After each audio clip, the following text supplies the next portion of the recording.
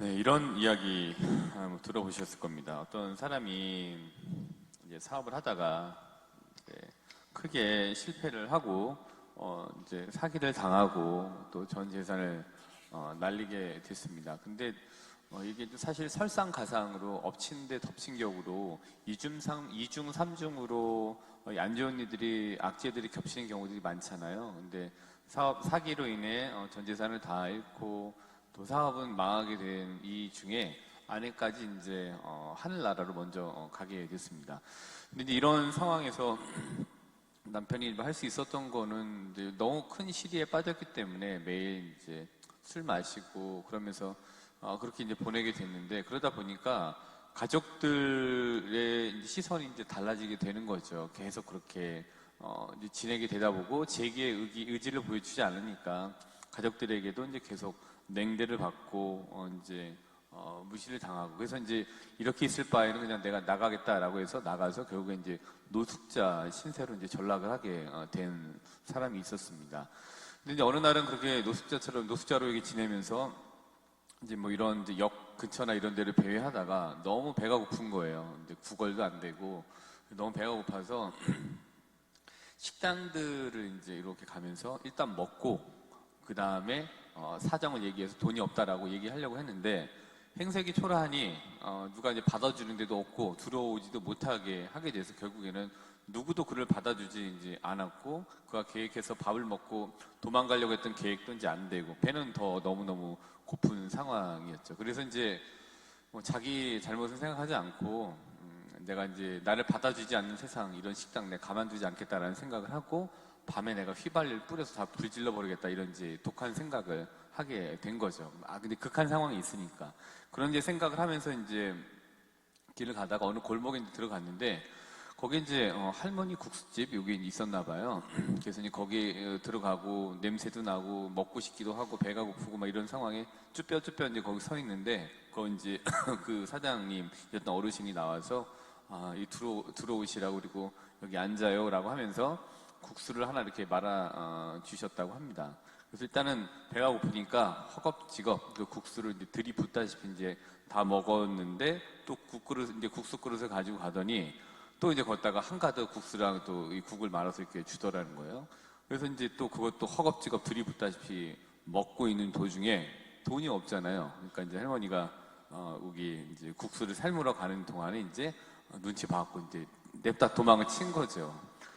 그랬더니 이제 목소리를 질렀겠죠. 막 이렇게 막 하고 그러면서 이제 막 이제 도망을 이제 가고 어느 정도 딱 와서 가만히 이제 있는데, 그때 그 어르신이 이제 했던 소리가 그때 이제 기억이 나는 거죠. 도망갈 때는 이제 잘 몰랐다가. 그랬더니 그 어르신 하는 얘기가 그냥 가, 뛰지 마, 다쳐 하고 이제 하고서 이제 보내셨다는 얘기가 이제 기사에 있었던 거예요. 그래서 이제 보고서 야, 그렇게도 하는구나.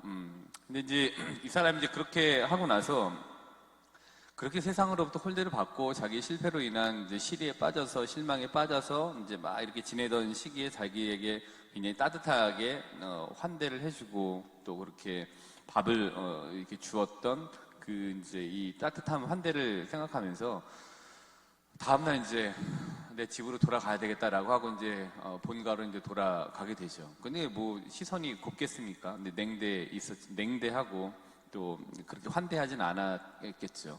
그래서 이 사람이 이제 다시 마음을 먹고 어떻게 했냐면 이제 이민을 남미로 이제 가게 됩니다. 그리고 남미에서 이제 죽기 살기로 죽을 각오로 여기서 무너지면 끝이다라는 생각을 하고 독하게 마음 먹고 사업을 하고 결국엔 좀 어느 정도의 자리에 올라온 성공 스토리, 저희가 많이 듣는 그런 이제 이야기입니다. 근데 저는 이제 뭐 이분이 뭐 성공했고 안 했고에 그거는 이제 관심이 별로 없고요. 관심이 두는 건 다 아시다시피 할머니의 국수인 것 같아요. 할머니의 국수가 의미하는 거는 먹는 것 이상의 것이었잖아요. 환대였고 따뜻함이었고 그다음에 채워줌이었고, 그다음에 이 사람에게는 세상을 어떻게 살아야 되는지 모르는 그 시기에 그 환대로 인해서 세상을 어떻게 살아야 되겠구나, 다시 한번 어떻게 해야 되겠구나라고 하는 그 실마리를 얻게 되었던 게 바로 이 국수였던 것 같아요. 그래서 이 따뜻한 국수는 다른 것보다는 그냥 이 어떤 다시 재기할 수 있도록 만들어 놓은 이 사람에게는 기적의 실마리가 이 따뜻한 국수였다, 이렇게 좀 생각이 듭니다. 실말이라고 하는 게 다 아시다시피 이런 거잖아요. 감겨있고 헝클어진 실이 있으면 그 실의 그 첫머리를 우리가 실말이라고 얘기를 하고, 그 다음에 일이나 어떤 사건을 풀어나게 만들어 놓는 어떤 단서, 그 다음에 이 첫머리, 이걸 우리가 실말이라고 얘기를 하죠. 근데 막 꼬여있더라도 그 실마리를 찾으면 이렇게 해갖고서 이제 풀리게 되는 거잖아요. 큰 건 아니지만 그게 큰 거를 해낼 수 있게 만들어 놓는 무언가가 이제 되게 되는 거죠. 오늘 복음에 이제 저희가 보게 되면은 15장 5절을 한번 15장 3절, 15장 4절이군요. 요한복음 15장 4절을 보면은 내 안에 머물러라. 나도 너희 안에 머무르겠다. 또 15장 1절 보시면은 쭉 내려가서 네, 15장 5절. 나는 포도나무여 너희는 가지다. 내 안에 머무르고 나도 그 안에 머무르는 사람은 많은 열매를 맺는다. 너희는 나 없이 아무것도 하지 못한다. 여기서 내 안에 머물러라. 그리고 네 머물면 나도 머무르겠다라고 하는, 이거는 이거 같아요. 우리가 머무른다라는 거는 결국에는 이제 하느님 안에 머무른다라는 것, 그 다음에 하느님 안에 머무른다라는 거는 기도한다라는 거겠죠. 또 하느님을 찾는다라는 거겠죠. 근데 하느님을 찾는다라는 건 이런 것 같아요. 어떤 상황을 통째로 있는 그대로 기적처럼 다 바꿔버리는 게 아니라 그 상황을 바라보는 눈이나 그 상황을 바라보는 태도를 바꿈으로 인해서 그 상황을 다르게 대하게 되는 것이 바로 이 가장 중요한 포인트인 것 같습니다. 기도할 때 우리가 상황을 통째로 바꿔달라고 했을 때 안 바뀌는 경우가 많잖아요.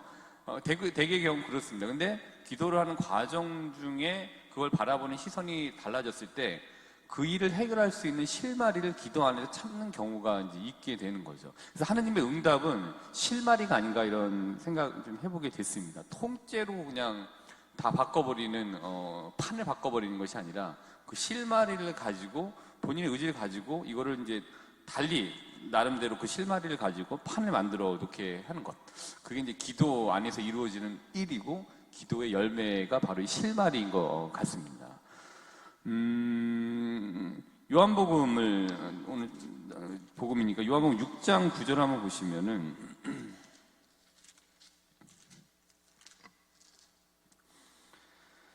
요한복음 6장 9절, 6장 1절부터 15절까지는 5,000명을 먹이신 기적에 대해서 얘기하고 있습니다. 근데 6장 9절에 보면은 시몬 베드로와 동생 안드레아가 예수님께 뭐라고 했냐면은 여기 보리빵 5개와 물고기 2마리를 가진 아이가 있습니다만 저렇게 많은 사람에게 이것이 무슨 소용이 있겠습니까? 라고 이제 얘기를 말씀을 드려요.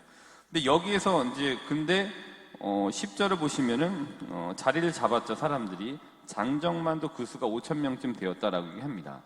그럼 장정만 따져도 5,000명이나 되는, 그러니까 그 이상의 사람들을 먹일 수 있었던 기적이 일어났던 기적의 실마리는 아이가 가졌던 터무니없이 적게 보이는 빵 5개, 물고기 2마리였던 거였어요. 근데 그게 실마리가 되게 된 거죠. 이런 것 같아요. 이게 바로 기도에서는 우리가 정말 아무것도 안 보이는 사이에서 얻게 되는 그 실마리가 그게 무언가를 이루어지게 만들어 놓는 것 같습니다. 마치 오늘 말씀드린 요한복음 6장 9절처럼 아이가 가졌던 그 별것 아닌 것 같이 보였던 그것이 5,000명 이상이나 되는 사람들을 먹이게 됐죠. 그게 실마리가 됐던 겁니다. 우리 올해 정방 말씀 같은 경우에는 마태복음 7장 7절이죠. 청하여라 너희에게 주실 것이다. 찾아라 너희가 얻을 것이다. 문을 두드려라 너희에게 열릴 것이다. 청하여라 찾아라 문을 두드려라. 그럼 청하고 찾고 문을 두드렸을 때 뭐를 얻을 것이냐? 판의 뒷바뀜 아닌 것 같아요. 거기에서 안 보였던 실마리를 청하는 것 같아요. 실마리를 찾는 것 같아요. 그리고 실마리를 여는 거죠. 그 실마리를 통해서 이제 안 될 것만 같았던 것들이 문이 열리게 될 수 있다라는 가능성을 보게 되는 거죠. 완전히 다른 거죠. 가능성이 없다라고 하는 실마리를 찾지 못했던 상황과 실마리를 찾았던 상황은 되고 안 되고의 그런 상황과 다름 아니라고 볼 수 있는 것 같습니다. 루카복음 19장 1절부터 10절을 보시더라도 자케오 같은 경우에도 예수님을 만났다라는 거, 루카복음 19장 1절부터 10절. 예수님을 만난 자케오, 예수님과 이 눈이 마주쳤던 자케오. 6절에 보시면 얼른 내려왔고요. 그 다음에 7절에 보면 예수님께서 그 사람의 집에 들어가게 됐습니다.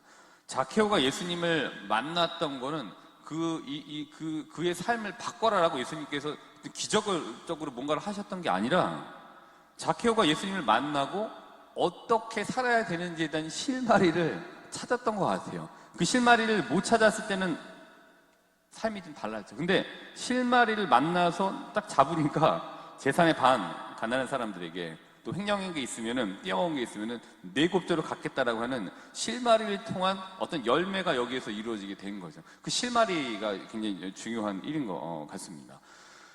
저도 그렇고, 우리 여기 계신 신자분들도 그렇고, 누군가에게 그 실마리를 던져주었던 적이 분명히 있으실 거예요. 저도 별건 아닙니다만은, 이제 한 10년 이상이 됐죠. 그때 이제 초임 주임이었을 때 어떤 분이 이제 사업하시다가 오셔갖고 저한테 이런 거를 말씀을 하시더라고요. 이제 이거 지금 이 상황에서 뭐 어떻게 해야 될지 잘 모르겠는데 어떻게 해야 되냐. 근데 뭐 제가 사업을 해봤으니까 뭐 어떻게 해야 되는지 아는, 훨씬 더 지금보다 더 젊었을 때인데 잘 모르죠. 경험도 미천하고. 그래서 이제 기도를 했죠. 그러니까 성령 하나님, 이거 도대체 이분한테 무슨 얘기를 해야 될지 좀 알려주세요. 어디 끌려가면 걱정하지 말아라. 성령께서 알려주실 거다 했으니 뭐라고 좀 말씀을 드려야 될까? 그리고 이제 긴급하게 이제 화살기도 긴급 구호 기도를 날렸죠.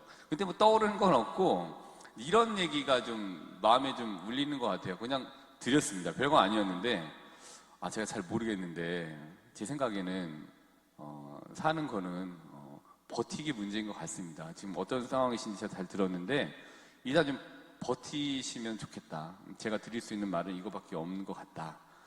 그랬더니 그 분이 어떤 얘기를 듣고 알겠다 라고 하면서 돌아가셨어요. 그리고 이제 오랜 시간, 좀 꽤 시간이 지나고 나서 또 찾아오셨습니다. 그리고 나서 저한테 뻔한 얘기잖아요.